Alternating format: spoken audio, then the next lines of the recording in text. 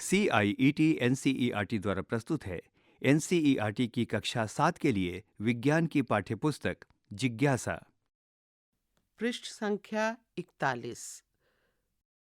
अध्याय 4। धातुओं और अधातुओं का संसार। पृष्ठ के दाहिनी ओर एक QR कोड है, जिसे स्कैन करके आप इस अध्याय से संबंधित अतिरिक्त जानकारी प्राप्त कर सकते हैं। यशवंत और आनंदी राजस्थान के एक गांव में रहते हैं। उनके विद्यालय में उन्हें एक परियोजना कार्य दिया गया है, जिसमें उन्हें धातुओं का कार्य करने वाले शिल्पकारों के विषय में जानना है। वे स्थानीय लोहार यानी लोहे का कार्य करने वाला व्यक्ति के पास जाने की योजना बनाते हैं। यशवंत और आनंदी अपने दादाजी से भी साथ चलने का आग्रह करते हैं।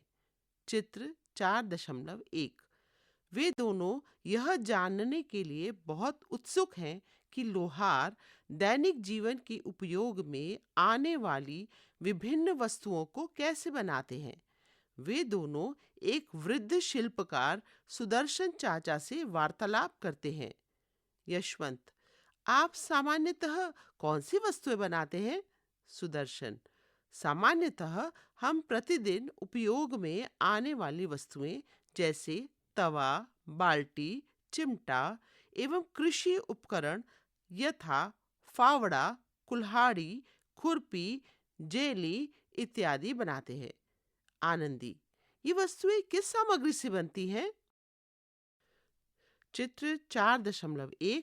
इसमें अपने कार्यस्थल पर विभिन्न वस्तुएं बनाता हुआ लोहार यशवंत और आनंदी अपने दादाजी के साथ उनके कार्य को देखते हुए। पृष्ठ संख्या 42। सुदर्शन: हम इन वस्तुओं को बनाने के लिए लोहे का उपयोग करते हैं।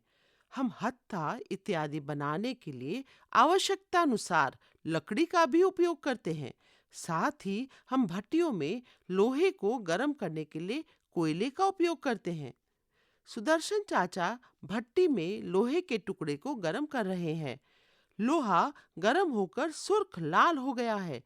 वह इसे हथौड़े से जोर जोर से पीटना आरंभ करते हैं। आनंदी आश्चर्यचकित होकर पूछती है, आप इसे क्यों पीट रहे हैं? सुदर्शन: मैं इसे कुल्हाड़ी का आकार देने के लिए पीट रहा हूं। आनंदी: वाह, लोहे के एक टुकड़े को पीटकर चपटा आकार दिया जा सकता है। क्या हम अन्य धातुओं के साथ भी ऐसा कर सकते हैं? आपके पास भी कुछ ऐसे प्रश्न होंगे। आइए अन्वेषण करें कि धातुओं से हम और क्या-क्या बना सकते हैं। 4.1 सामग्रियों के गुण। 4.1.1 आघात वर्धनीयता। क्रियाकलाप 4.1। आइए अन्वेषण करें। सावधानी: यह क्रियाकलाप अपने शिक्षक या किसी वयस्क के निर्देशन में कीजिए। बिंदु 1। कुछ सामग्रियां एकत्रित कीजिए, जैसे तांबे और एल्युमिनियम के कुछ अनुपयोगी टुकड़े, लोहे की एक कील, कोयले का एक टुकड़ा, मटर के दाने के आकार का सल्फर का एक टुकड़ा और लकड़ी का एक टुकड़ा। बिंदु 2। कक्षा 6 की पाठ्यपुस्तक जिज्ञासा में दिए गए अध्याय पदार्थ हमारे चारों ओर का स्मरण कीजिए और एकत्रित की गई वस्तुओं के स्वरूप का अवलोकन कीजिए। क्या वे चमकदार हैं? साथ ही ध्यान दीजिए कि वे कठोर हैं या नरम। अपने अवलोकनों को तालिका 4.1 में अभिलेखित कीजिए। बिंदु 3। अब इनमें से प्रत्येक वस्तु को एक एक करके किसी कठोर सतह पर रखिए और हथौड़े से पीटिए। बिंदु 4। आपको क्या लगता है कि क्या होगा? क्या वस्तुएं कुछ चपटी हो जाएंगी अथवा टुकड़ों में टूट जाएंगी? बिंदु 5। अपने अवलोकनों को तालिका 4.1 में अभिलेखित कीजिए। चित्र 4.2 हथौड़े से लोहे की कील को पीटा जा रहा है। नोट: बाजार में सल्फर प्रायः गंधक के नाम से मिलता है। पृष्ठ संख्या 43। तालिका 4.1 विभिन्न वस्तुओं अथवा सामग्रियों का स्वरूप, कठोरता एवं उन पर हथौड़े का प्रभाव। नीचे एक तालिका है जिसमें 5 भाग है। पहला भाग क्रम संख्या, दूसरा वस्तु या सामग्री, तीसरा प्रगटन द्युतिमय या द्युतिहीन, चौथा कठोर या नरम, पांचवा हथौड़े से मारने पर प्रभाव, चपटा होना या टुकड़ों में टूटना।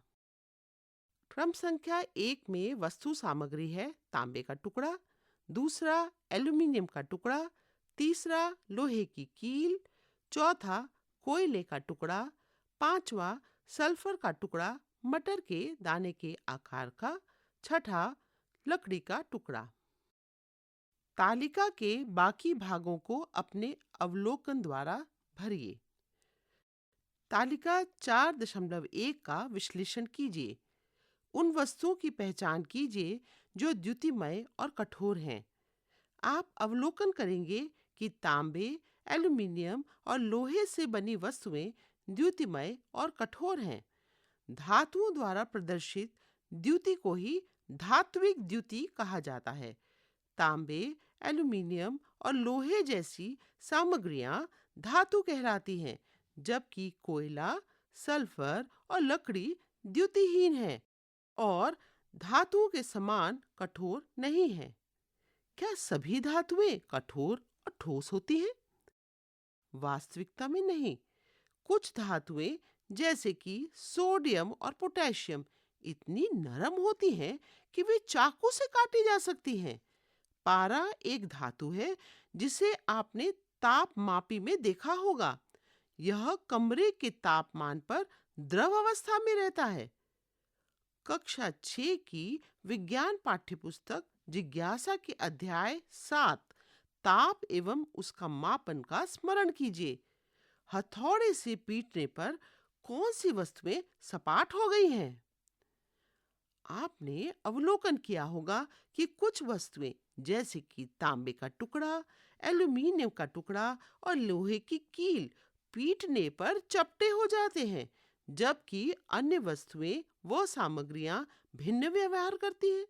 सामग्रियों का वह गुण जिसके द्वारा उन्हें पीटकर पतली चादरों में परिवर्तित किया जा सकता है, आघात वर्धनीयता कहलाता है। अधिकांश धातुओं में यह गुण होता है। क्या आप धातुओं से बनी चादरों के कुछ उदाहरण दे सकते हैं? आपने कुछ मिठाइयों पर चांदी का वर्क और खाद्य वस्तुओं को लपेटने हेतु प्रयुक्त एल्यूमीनियम पत्रक को देखा होगा। ये इन धातुओं में विद्यमान गुण आघात वर्धनीयता के कारण बनाए जाते हैं। सोना और चांदी सबसे अधिक आघात वर्धनीय धातुएं होती हैं। पृष्ठ संख्या 44। कोयले अथवा सल्फर के टुकड़े ऐसा व्यवहार नहीं दर्शाते हैं। वे छोटे टुकड़ों में टूट जाते हैं और भंगुर कहलाते हैं। इसके विपरीत लकड़ी ना तो चपटी चादर में परिवर्तित होती है और ना ही टुकड़ों में टूटती है। अतः लकड़ी न तो आघात वर्धनीय है और न ही भंगुर है। समग्र दृष्टि। चित्र में एक बच्चा है जो बता रहा है भारत की सभ्यता की उन्नति में लोहे का प्रभाव। कक्षा 6 की सामाजिक विज्ञान पाठ्यपुस्तक समाज का अध्ययन, भारत और उसके आगे में आपने हड़प्पा वासियों के विषय में पढ़ा होगा। वे तांबे और सोने जैसी धातुओं का उपयोग करना जानते थे। वे इन धातुओं का उपयोग पात्रों की निर्मित से लेकर आभूषणों तक अनेक प्रकार की वस्तुएं बनाने हेतु करते थे। वर्तमान समय में लोहा एक महत्वपूर्ण धातु है जिसका उपयोग आप अपने आसपास बहुतायत में देखते हैं, परंतु हड़प्पा वासियों द्वारा लोहे के उपयोग का कोई प्रमाण शायद ही उपलब्ध हो। ऐसा इसलिए है क्योंकि लोहे को दिन प्रतिदिन की गतिविधियों के उपयोग में आने में बहुत समय लगा। तथापि बाद के समय में जब लोहे का उपयोग प्रमुखता से होने लगा, तो इसने भारतीय सभ्यता की प्रगति में महत्वपूर्ण योगदान दिया। उदाहरण के लिए, कृषि उपकरण जैसे लोहे से बने हल अपनी सुदृढ़ता के कारण पहले उपयोग किए जाने वाले उपकरणों से अधिक श्रेष्ठ थे। सामान्यतः यह माना जाता रहा है कि तांबे की खोज लोहे से पूर्व हुई। इसका संभावित कारण क्या हो सकता है? 4.1.2 तन्यता। आप धातु के तारों का उपयोग कहाँ देखते हैं? आपने विद्युत परिपथ व्यवस्था यानी विद्युत फिटिंग में तांबे या एल्युमिनियम जैसी धातुओं के तार देखे होंगे। कुछ आभूषण जैसे चूड़ियां, गले का हार, कानों के झुमके इत्यादि भी धातु के तारों द्वारा बनाए जाते हैं। धातु के तार विभिन्न संगीत वाद्य यंत्रों जैसे वीणा, सितार, वायलिन, गिटार इत्यादि में भी महत्वपूर्ण भूमिका निभाते हैं। सामग्रियों का वह गुण जिसके द्वारा उन्हें तार में खींचा जा सकता है, तन्यता कहलाता है। तन्यता का यह गुण मुख्य रूप से धातुओं में ही पाया जाता है। यहाँ एक चित्र दिया गया है जिसमें एक बच्ची है और वो हमें दो बातें बता रही है। पहला, सोना इतना तन्य है कि इसके 1 ग्राम से 2 किलोमीटर लंबा तार खींचा जा सकता है। दूसरा, धातुओं की तन्यता के कारण ही धातु के तारों से चाय छानने की छलनी बनाई जाती है। पृष्ठ संख्या 45। क्या आपने कभी कोयले या सल्फर से बने हुए तार देखे हैं? स्पष्ट है कि नहीं देखे होंगे। अतः हम यह कह सकते हैं कि कोयला और सल्फर तन्य नहीं होते हैं। नीचे एक झूलता सेतु का चित्र है। गहन चिंतन। क्या आप जानते हैं कि स्टील धातु यानी लोहा और अधातु यानी कार्बन का मिश्रण है? इसके तारों से बनी रस्सियां भारी भार का वहन कर सकती हैं। अतः इनका उपयोग झूलते हुए सेतुओं के निर्माण में और भारी वस्तुओं को उठाने वाली क्रेन में किया जाता है। धातु की तन्यता के कारण इतना बड़ा झूलता सेतु बनाना संभव हुआ है। 4.1.3 ध्वनिकता। क्या आपने कभी ध्यान दिया है कि जब धातु की चम्मच, धातु की प्लेट या धातु का सिक्का धरातल पर गिरता है तो कैसी ध्वनि उत्पन्न होती है? यह ध्वनि कोयले अथवा लकड़ी के टुकड़े को धरातल पर गिरने से उत्पन्न होने वाली ध्वनि से किस प्रकार भिन्न है? सावधानी। ध्यान रखें कि इस क्रियाकलाप से किसी व्यक्ति या जीव को कोई हानि न पहुंचे। क्रियाकलाप 4.2 आइए अन्वेषण करें। दाईं ओर एक बच्चे का चित्र है जो हमें कुछ बता रहा है। जब मेरी छड़ी लकड़ी या धातु से टकराती है तो उत्पन्न होने वाली ध्वनि में विभिन्नता के कारण मुझे मार्ग ढूंढने में सहायता मिलती है। सावधानी। ध्यान रखें कि इस क्रियाकलाप से किसी व्यक्ति या जीव को कोई हानि न पहुंचे। क्रियाकलाप 4.2 आइए अन्वेषण करें। बिंदु 1, कुछ वस्तुएं लीजिए जैसे धातु का एक चम्मच, एक सिक्का, एक कोयले का टुकड़ा और एक लकड़ी का टुकड़ा। बिंदु 2, इन्हें एक निश्चित ऊंचाई से एक एक करके नीचे गिराइए। बिंदु 3, क्या आपने इन वस्तुओं के गिरने से उत्पन्न होने वाली ध्वनियों में किसी प्रकार के अंतर का अनुभव किया? पृष्ठ संख्या 46। आपने अवलोकन किया होगा कि धातु का चम्मच और धातु का सिक्का निनाद ध्वनि उत्पन्न करते हैं, जबकि कोयला और लकड़ी हल्की ध्वनि उत्पन्न करते हैं। धातुओं का यह गुण, जिसके कारण वे निनाद ध्वनि उत्पन्न करते हैं, ध्वनिकता कहलाती है और धातुओं को ध्वनिक प्रकृति का कहा जाता है। नीचे दो चित्र बने हैं, एक नर्तक का और एक लड़की का। नर्तक कह रहा है, अरे मेरे घुंघरुओं के बजने से होने वाली ध्वनि भी धातुओं की ध्वनिकता के कारण ही है। लड़की कहती है, अब मुझे समझ आया कि विद्यालय में बजने वाली घंटी की ध्वनि धातुओं की ध्वनिकता के कारण होती है। 4.1.4 ऊष्मा का चालन। क्या आपने कभी रसोई में खाना पकाने के लिए प्रयोग किए जाने वाले पात्रों पर ध्यान दिया है? आपने देखा होगा कि जिन पात्रों का उपयोग वस्तुओं को गर्म करने के लिए किया जाता है, वे धातुओं से बने होते हैं। क्या आप कुछ धातुओं के नाम बता सकते हैं जिनका उपयोग खाना पकाने के पात्रों को बनाने में किया जाता है? क्या आप जानते हैं कि इन धातुओं का उपयोग इसके लिए क्यों किया जाता है? आइए पता करें। क्रियाकलाप 4.3 आइए अन्वेषण करें। सावधानी, यह क्रियाकलाप आपके शिक्षक अथवा किसी वयस्क के निर्देशन में ही किया जाना चाहिए। गर्म जल का उपयोग करते समय सावधानी रखिए। बिंदु 1, एक कांच का गिलास मेज पर रखिए। बिंदु 2, इसे गर्म जल से भरिए। बिंदु 3, लगभग समान आमाप और मोटाई का एक धातु का चम्मच और एक लकड़ी का चम्मच लीजिए।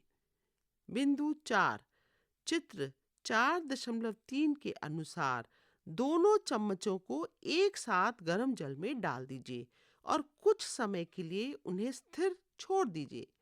बिंदु 5, अब सावधानी से दोनों चम्मचों के ऊपरी भाग को स्पर्श कीजिए। चित्र 4.3 जो कि पृष्ठ के बाईं ओर बना है, इसमें गर्म पानी में रखी धातु और लकड़ी के चम्मच का चित्र है, जो कि एक गिलास में है। पृष्ठ संख्या 47। विचारणीय बिंदु। बिंदु 1, कौन सा चम्मच अधिक गर्म हुआ? बिंदु 2, यह प्रयोग हमें दोनों चम्मचों में ऊष्मा चालन के विषय में क्या बताता है?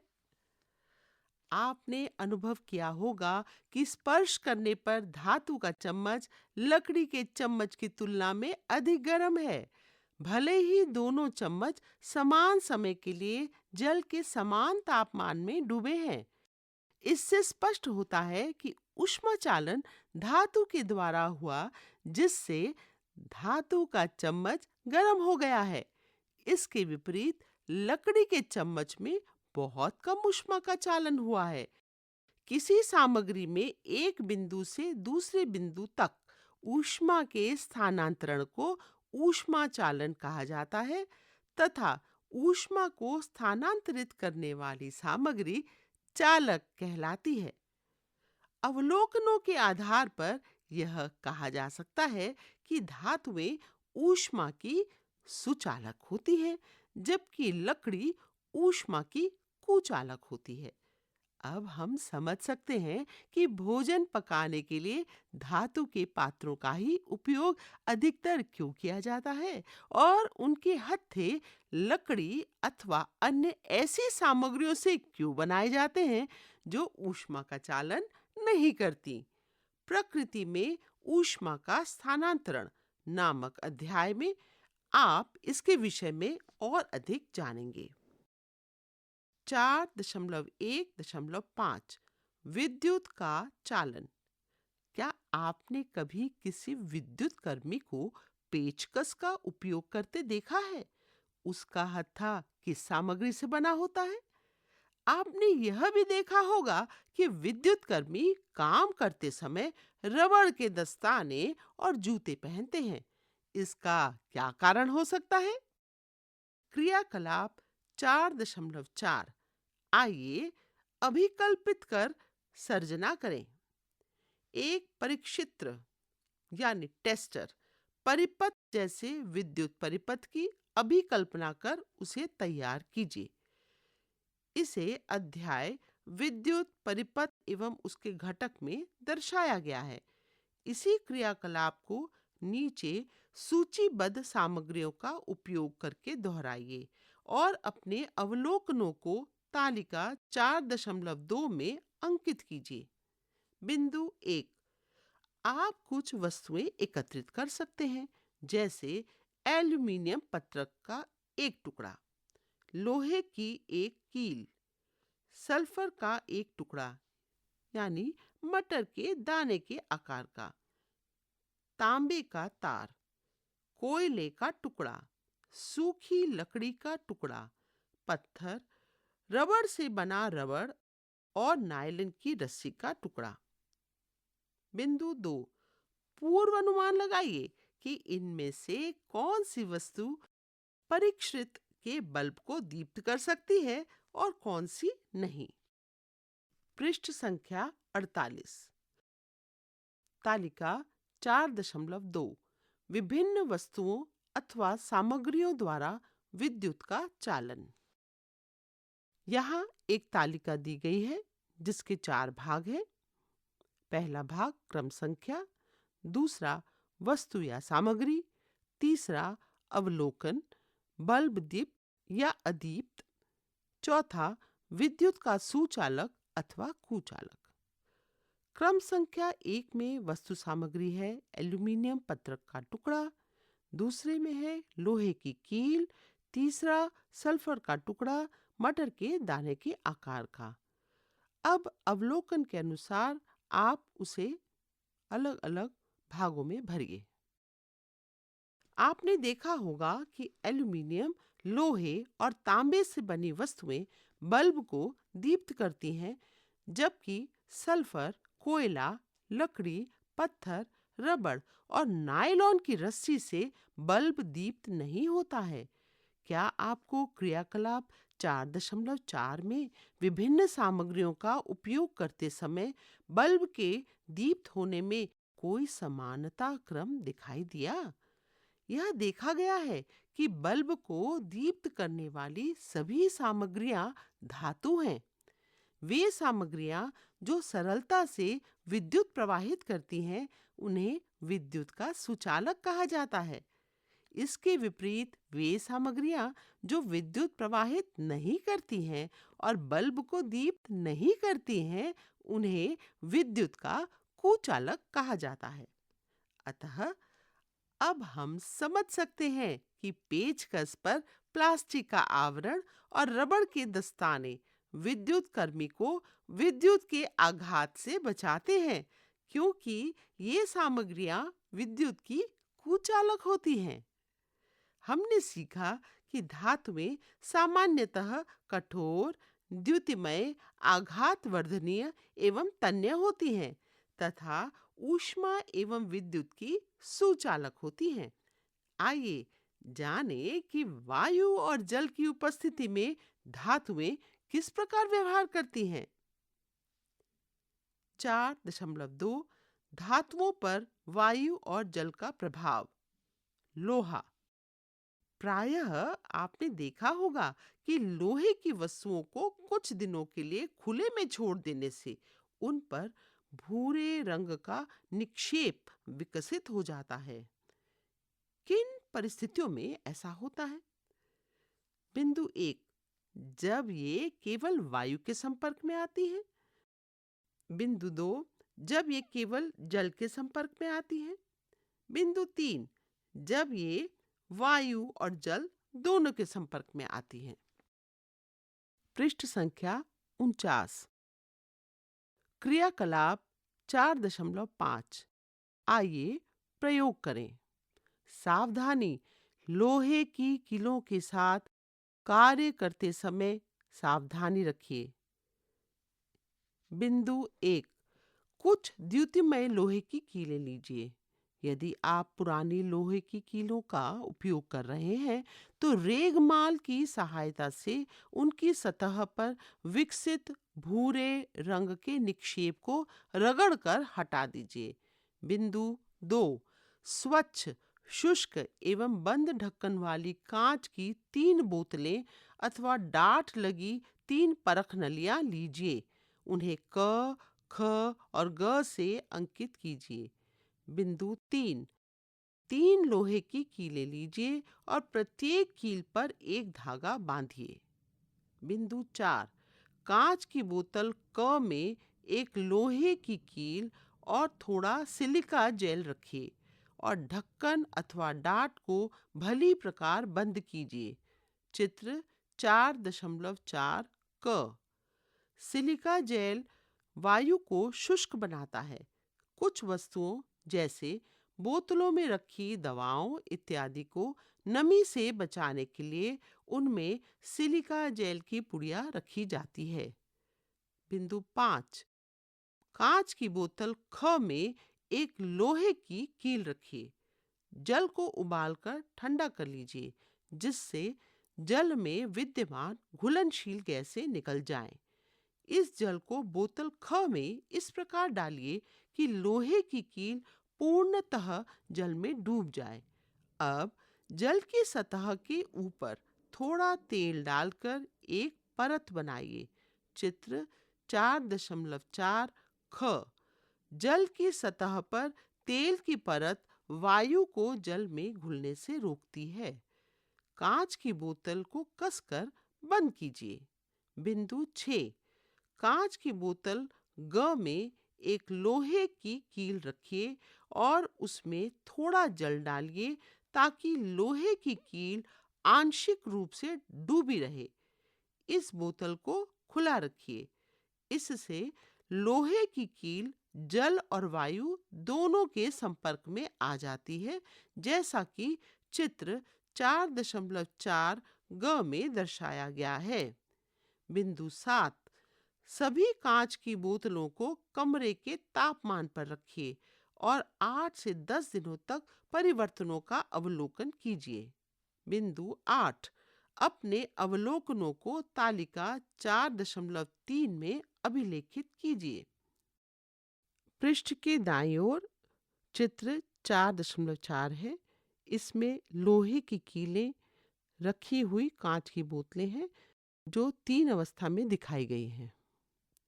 चित्र 4.4 क में लोहे की कील धागे से लटक रही है जो कि सिलिका जेल में है।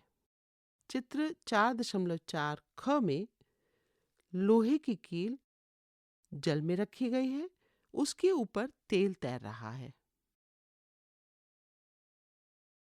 चित्र 4.4 ग में लोहे की कील धागे से लटक रही है, उसका कुछ हिस्सा जल में है और कुछ हिस्सा बाहर है। तालिका 4.3 लोहे की कीलों पर विकसित भूरे रंग का निक्षेप। यहाँ एक तालिका दी गई है जिसमें 3 भाग हैं। पहला कांच की बोतल, दूसरा परिस्थितियां जिसे 2 भागों में बांटा गया है, जल की उपस्थिति हाँ या नहीं, वायु की उपस्थिति हाँ या नहीं, और तीसरा भाग है अवलोकन। तो पहला कांच की बोतल, परिस्थितियों में जल की उपस्थिति नहीं, वायु की उपस्थिति हाँ। इस तरह अन्य रिक्त स्थानों में अपना अवलोकन भरिए। पृष्ठ संख्या 50। इस प्रयोग से आप क्या निष्कर्ष निकाल सकते हैं?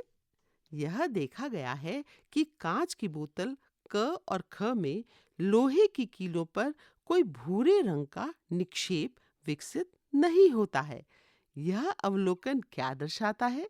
यह दर्शाता है कि कांच की बोतल में लोहे की कील को केवल शुष्क वायु यानी बोतल क अथवा केवल जल बोतल ख के साथ रखने पर भूरे रंग का निक्षेप अथवा कोई मलिनता विकसित नहीं होती है, जबकि कांच की बोतल ग में लोहे की कील पर भूरे रंग का निक्षेप दिखाई देता है। यह दर्शाता है कि निक्षेप के विकसित होने के लिए जल और वायु दोनों की उपस्थिति अनिवार्य है। इस प्रकार नम वायु लोहे से बनी वस्तुओं पर भूरे रंग के निक्षेप के विकास के लिए उत्तरदायी है। इस भूरे रंग के निक्षेप को जंग कहते हैं। लोहे से बनी वस्तुओं पर जंग लगने की प्रक्रिया को जंग लगना कहते हैं। कई अन्य धातुएं भी वातावरण में खुले में रखे जाने पर मलिन हो जाती हैं। क्या आपने तांबे की वस्तुओं की सतह पर हरे रंग की परत या चांदी की वस्तुओं की सतह पर काले रंग की परत बनते हुए देखी है? जल, वायु या अन्य पदार्थों के कारण धातुओं की सतह का धीरे धीरे ह्रास होना संक्षारण कहलाता है। क्या आप जानते हैं कि हमारे देश में लोहे में जंग लगना एक गंभीर समस्या है? प्रतिवर्ष जंग लगने से क्षतिग्रस्त लोहे की संरचनाओं का प्रतिस्थापन अथवा जीर्णोद्धार करने के लिए अत्यधिक मात्रा में धन का व्यय किया जाता है। लोहे को जंग से बचाने के लिए कई उपाय किए जा सकते हैं, जैसे रंग रोगन करना, तेल लगाना, ग्रीस लगाना और लोहे पर जिंक धातु की सुरक्षात्मक परत चढ़ाना यानी गैल्वनाइजेशन। अग्रिम कक्षाओं में आप इसके विषय में जानेंगे। पृष्ठ में नीचे की ओर एक चित्र दिया गया है जो कि लौह स्तंभ दिल्ली का है। रोचक तथ्य: प्राचीन भारत का अद्भुत धातु विज्ञान। 1600 वर्ष पूर्व दिल्ली के लौह स्तंभ का निर्माण चंद्रगुप्त द्वितीय के काल में हुआ। यह लगभग 8 मीटर ऊंचा है और इसका वजन लगभग 6000 किलोग्राम से भी अधिक है। इस लौह स्तंभ के विषय में रोचक तथ्य यह है कि इतने वर्षों तक वायु, वर्षा एवं प्रतिकूल जलवायवीय परिस्थितियों का सामना करने के पश्चात भी इसमें जंग नहीं लगा है। दूसरे शब्दों में कहें तो यह इस प्रकार से निर्मित है कि यह जंग प्रतिरोधी है। यह भारत के धातु प्रौद्योगिकी के विकसित कौशल को दर्शाता है। पृष्ठ संख्या 51। 4.3 वायु और जल का अन्य धातुओं पर प्रभाव। क्रियाकलाप 4.6 आइए अन्वेषण करें। निदर्शन क्रियाकलाप। शिक्षक इस क्रियाकलाप को प्रदर्शित कर सकते हैं। सावधानी: विद्यार्थियों को सुरक्षात्मक ऐनक पहनने और क्रियाकलाप स्थल से सुरक्षित दूरी बनाए रखने का परामर्श दिया जाता है। बिंदु 1: लगभग 3-4 सेंटीमीटर लंबी मैग्नीशियम की रिबन लीजिए। इसे रेगमाल के टुकड़े से रगड़कर साफ कीजिए। बिंदु 2: इसे चिमटे से पकड़िए। दूसरे सिरे को स्पिरिट लैंप या मोमबत्ती का उपयोग करके जलाइए। चित्र 4.5। बिंदु 3: मैग्नीशियम रिबन को जलने दीजिए। बिंदु 4: आपने क्या अवलोकन किया? बिंदु 5: आपने अवलोकन किया होगा कि मैग्नीशियम रिबन आंखों को चौंधियाने वाली सफेद ज्वाला के साथ जलता है और श्वेत चूर्ण में परिवर्तित हो जाता है। इसे वॉच ग्लास पर एकत्रित कीजिए। यह चूर्ण मैग्नीशियम ऑक्साइड है। यह मैग्नीशियम और वायु में उपस्थित ऑक्सीजन की अभिक्रिया के फलस्वरूप बना है। बिंदु 6: इस श्वेत चूर्ण में कुछ बूंदें गर्म जल की डालिए। इसे अच्छी तरह से हिलाइए और इसकी प्रकृति की जांच कीजिए। बिंदु 7: अध्याय पदार्थों का अन्वेषण अम्लीय, क्षारीय एवं उदासीन का स्मरण कीजिए। पता लगाइए कि मैग्नीशियम ऑक्साइड का विलयन अम्लीय है, क्षारीय है या उदासीन। आप किसी भी अम्ल क्षार सूचक का उपयोग कर सकते हैं। बिंदु 8, इस विलयन का नीले और लाल लिटमस पत्रों पर क्या प्रभाव पड़ता है? आप अवलोकन करेंगे कि यह लाल लिटमस पत्र का रंग परिवर्तित कर नीला कर देता है। चित्र 4.6। अतः यह क्षारीय प्रकृति का है। प्रायः धातुओं के ऑक्साइड क्षारीय प्रकृति के होते हैं। हम मैग्नीशियम रिबन के जलने के विषय में अग्रिम अध्याय हमारे आसपास के परिवर्तन भौतिक एवं रासायनिक में चर्चा करेंगे। इस पृष्ठ पर 2 चित्र हैं। दाईं ओर ऊपर की ओर एक चित्र है जिसमें मैग्नीशियम रिबन का जलना बताया गया है। पृष्ठ के नीचे की ओर दाईं ओर चित्र 4.6, इसमें मैग्नीशियम ऑक्साइड की प्रकृति का परीक्षण बताया है। यहाँ पर 2 लिटमस पत्र हैं, एक नीला और एक लाल। लाल लिटमस पत्र नीला हो गया है और नीले लिटमस पर कोई प्रभाव नहीं पड़ा है। पृष्ठ संख्या 52। क्या आप जानते हैं कि सोडियम एक ऐसी धातु है जिसे मिट्टी के तेल में संग्रहित किया जाता है, क्योंकि यह ऑक्सीजन और जल के साथ तीव्र अभिक्रिया करती है। इस अभिक्रिया में अत्यधिक ऊष्मा उत्पन्न होती है। सोडियम को मिट्टी के तेल में रखने से यह नमी और वायु के संपर्क में नहीं आता है। क्या आप इसके ऑक्साइड की प्रकृति का अनुमान लगा सकते हैं? आइए अब कुछ ऐसे पदार्थों की चर्चा करें जो धातुओं की तरह व्यवहार नहीं करते हैं। 4.4 पदार्थ जो वायु और जल में धातुओं से भिन्न व्यवहार करते हैं। क्रियाकलाप 4.7 आइए प्रयोग करें। निदर्शन क्रियाकलाप। शिक्षक द्वारा इस क्रियाकलाप का प्रदर्शन किया जाना चाहिए। सावधानी, यह क्रियाकलाप धूम छत्र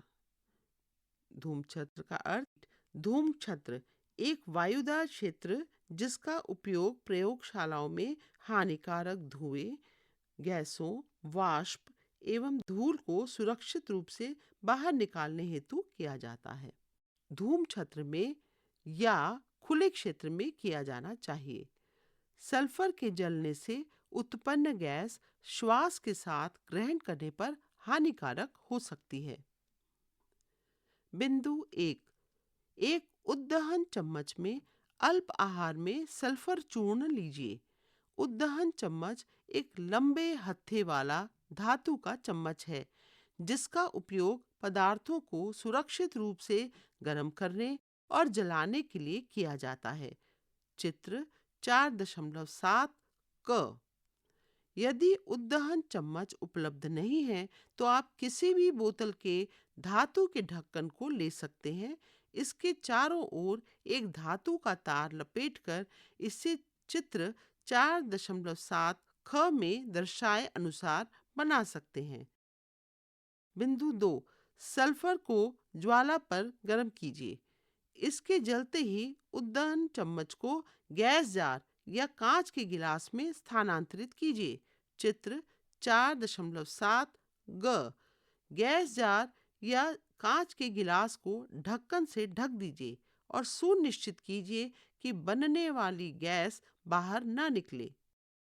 बिंदु 3, 3-4 मिनट पश्चात ढक्कन हटाकर उद्दहन चम्मच को बाहर निकालिए।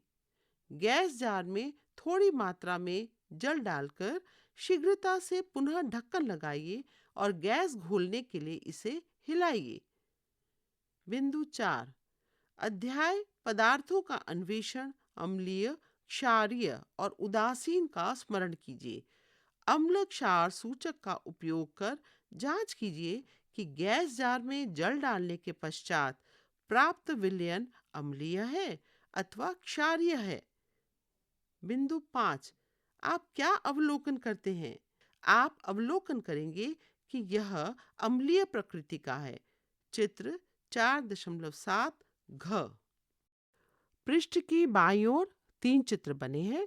पहला चित्र 4.7 क उद्दहन चम्मच का है।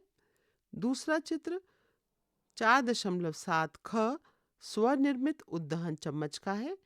तीसरा चित्र 4.7 ग में सल्फर के जलने का चित्र है। गैस जार में उद्दहन चम्मच है जिसमें जलता हुआ सल्फर है। गैस जार को ढक दिया गया है जिससे बनने वाली गैस बाहर ना निकले। पास ही एक पेट्री डिश में सल्फर पड़ा है। पृष्ठ संख्या 53। इसके दाईं ओर एक चित्र बना है। चित्र 4.7 घ। यह लिटमस पत्र के द्वारा विलयन के परीक्षण का चित्र है। इसके लिए नीला लिटमस पत्र और लाल लिटमस पत्र का इस्तेमाल किया गया है।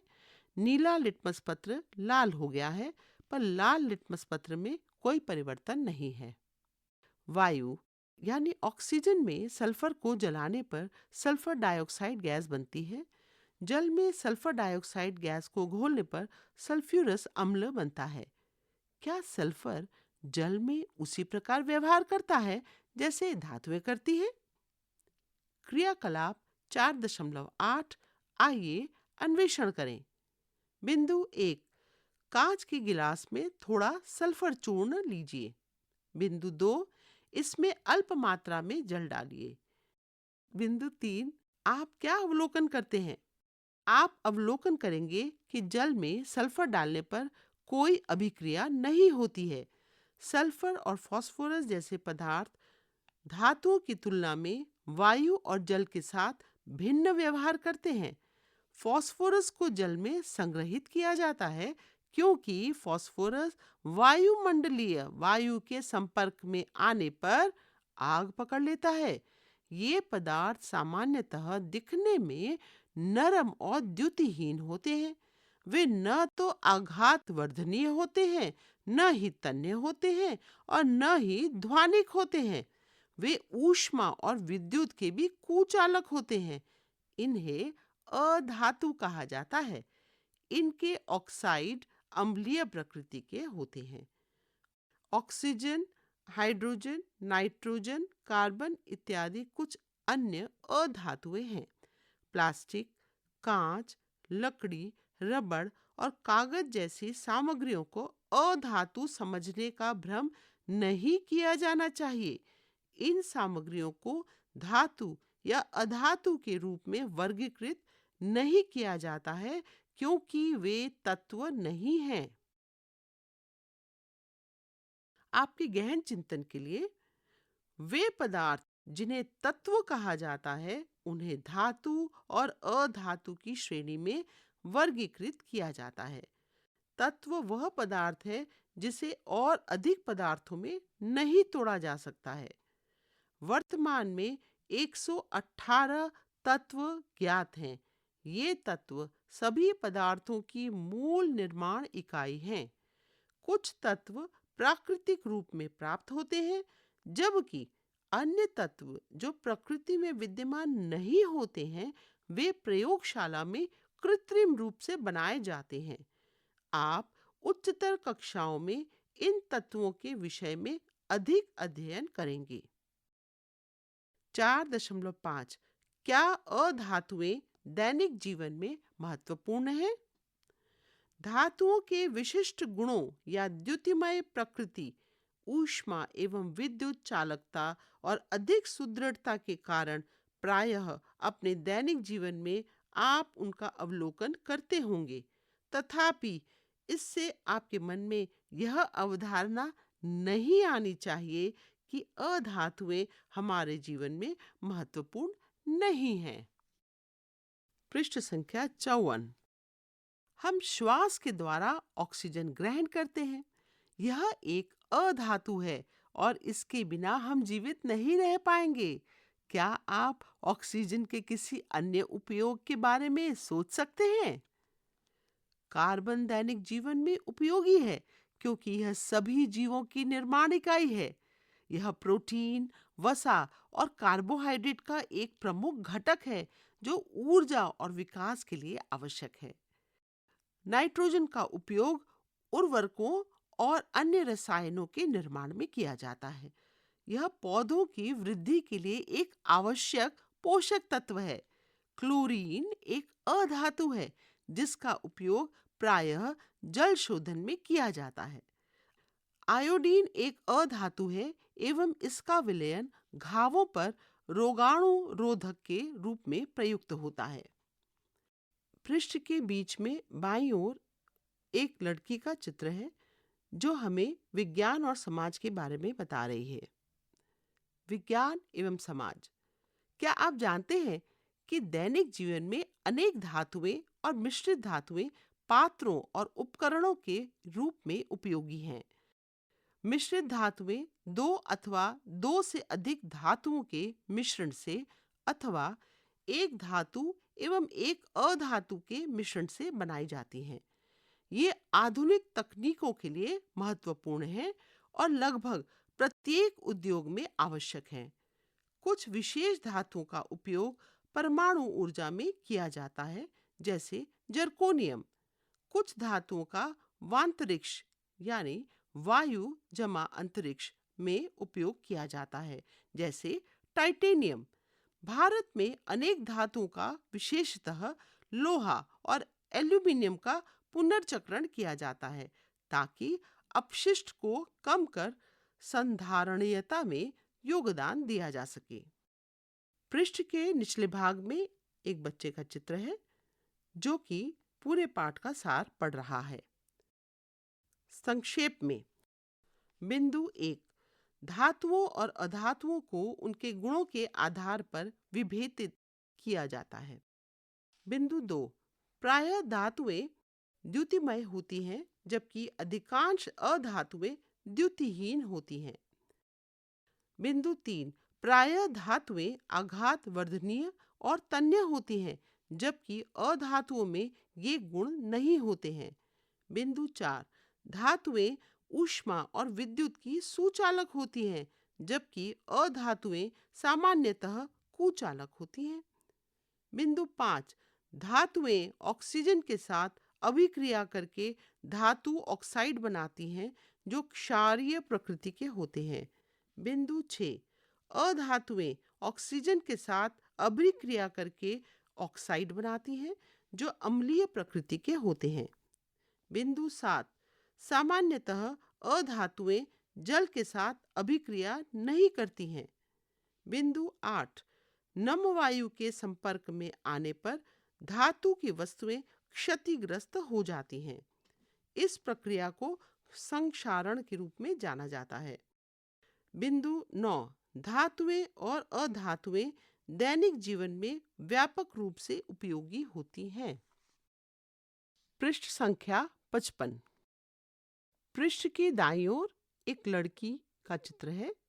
उसके मन में कई प्रश्न हैं, जैसे जांच, क्या होगा यदि, क्यों, कब, कहाँ, यह क्या हो सकता है, क्या होता है, कब तक, कौन सा, किसका, क्या होगा, क्या होना चाहिए, क्यों नहीं, और क्या। आइए और अधिक सीखें। प्रश्न संख्या 1, किस धातु का उपयोग खाद्य पदार्थों के संवेष्टन यानी पैकेजिंग के लिए सामान्यतः किया जाता है? क्योंकि यह धातु सस्ती होती है और इसकी पतली चादरों को सरलता से किसी भी आकार में मोड़ा जा सकता है। 4 विकल्प है। पहला एल्युमिनियम, दूसरा तांबा, तीसरा लोहा, चौथा सोना। प्रश्न संख्या नंबर 2, निम्नलिखित में से कौन सी धातु जल के संपर्क में आने पर आग पकड़ लेती है? विकल्प संख्या 1 तांबा, दूसरा एल्युमिनियम, तीसरा जिंक और चौथा सोडियम। प्रश्न संख्या नंबर 3, कारण सहित बताएं कि निम्नलिखित कथन सत्य है अथवा असत्य। पहला, एल्यूमीनियम और तांबा पात्रों और मूर्तियों को बनाने के लिए उपयोग की जाने वाली अधातुओं के उदाहरण हैं। 2, धातुएं ऑक्सीजन के साथ मिलकर ऑक्साइड बनाती हैं, जिनका विलयन नीले लिटमस पत्र को लाल में परिवर्तित कर देता है। 3, ऑक्सीजन श्वसन के लिए एक आवश्यक अधातु है। चौथा, तांबे के पात्रों का उपयोग जल उबालने के लिए किया जाता है, क्योंकि वे विद्युत के सुचालक होते हैं। चौथा प्रश्न, आभूषण बनाने के लिए केवल कुछ ही धातुएं उपयुक्त क्यों हैं? प्रश्न संख्या 5, स्तंभ 1 में दी गई धातुओं और अधातुओं के उपयोगों को स्तंभ 2 में दी गई धातुओं और अधातुओं के अव्यवस्थित नामों से सुमेलित कीजिए। स्तंभ 1 में 5 और स्तंभ 2 में 5 है। अब इन्हें मिलान करना है। तो पहले स्तंभ 1, क विद्युतीय तारों में उपयोग, ख प्रबल आघात वर्धनीय और तन्य, ग जीव इसके बिना जीवित नहीं रह सकते हैं, घ जब मृदा में इस उर्वरक को मिलाया जाता है तब पौधे स्वस्थ रूप से वृद्धि करते हैं, ङ जल शुद्धिकरण में इसका उपयोग किया जाता है। स्तंभ 2 में पहला ज न क्सी औ, दूसरा री न क्लो, तीसरा बा पा, चौथा ज ना ई ट्रो न, पांचवा ना सो। छठा प्रश्न है, क्या होता है जब मैग्नीशियम और सल्फर ऑक्सीजन के साथ अभिक्रिया करते हैं? निर्मित उत्पादों की प्रकृति में क्या प्रमुख अंतर होता है? पृष्ठ संख्या 56। ऊपर की ओर एक चित्र दिया गया है जिसमें एक बच्चा जिज्ञासा, अन्वेषण, जांच, खोज, नवाचार की सीढ़ी चढ़ रहा है। प्रश्न संख्या 7, निम्नलिखित आरेख को पूरा कीजिए। इसमें 3 बक्से बने हैं। पहला बक्सा खाली है, जमा वायु, जमा ऊष्मा। परिणाम स्वरूप बक्से में राख लिखा है। राख जल से फिल्टर हो रही है। आगे परिणाम, खाली बक्सा। फिर उसके आगे नीला और लाल लिटमस विलयन अलग अलग मिलाएं। अब ये 2 भागों में विभाजित है। पहले भाग में जो बक्सा है उसमें लिखा है नीले लिटमस के रंग में परिवर्तन और उसका परिणाम क्या होगा, खाली बक्सा। दूसरे भाग में लाल लिटमस के रंग में परिवर्तन, उसका परिणाम नीला। प्रश्न नंबर 8, आपको निम्नलिखित सामग्रियां दी गई हैं। उनमें से जल उबालने हेतु पात्र बनाने के लिए आप किस सामग्री का चयन सबसे उपयुक्त समझते हैं और क्यों? चर्चा कीजिए। नीचे एक बक्सा बना है, लोहा, तांबा, सल्फर, कोयला, प्लास्टिक, लकड़ी, गत्ता। प्रश्न नंबर 9, आपको लोहे की 3 कीलें दी गई हैं, जिनमें से प्रत्येक क्रमशः तेल, जल और सिरके में डूबी हुई हैं।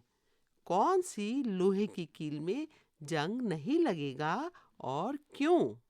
प्रश्न नंबर 10, धातुओं और अधातुओं के दैनिक जीवन में उपयोग को उनके विभिन्न गुणों के आधार पर कैसे निर्धारित किया जाता है?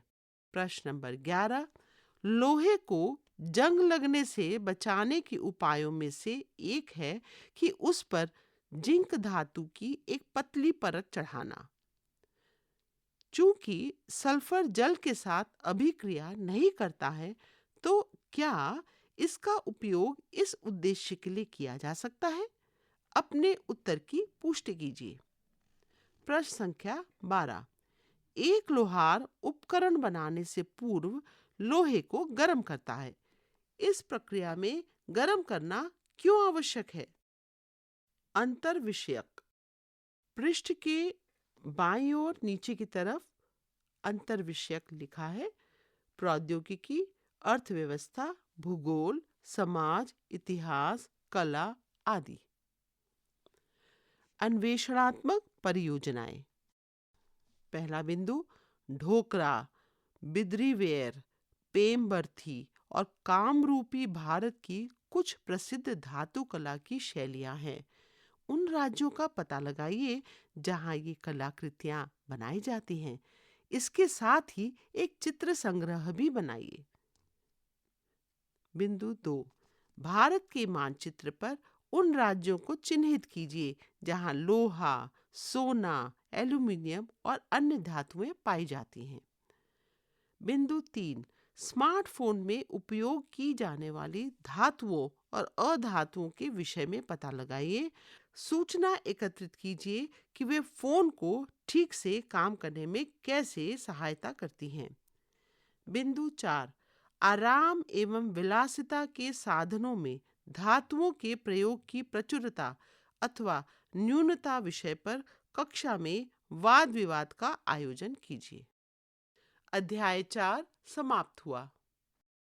अभी आप सुन रहे थे एनसीईआरटी की कक्षा 7 के लिए विज्ञान की पाठ्यपुस्तक जिज्ञासा।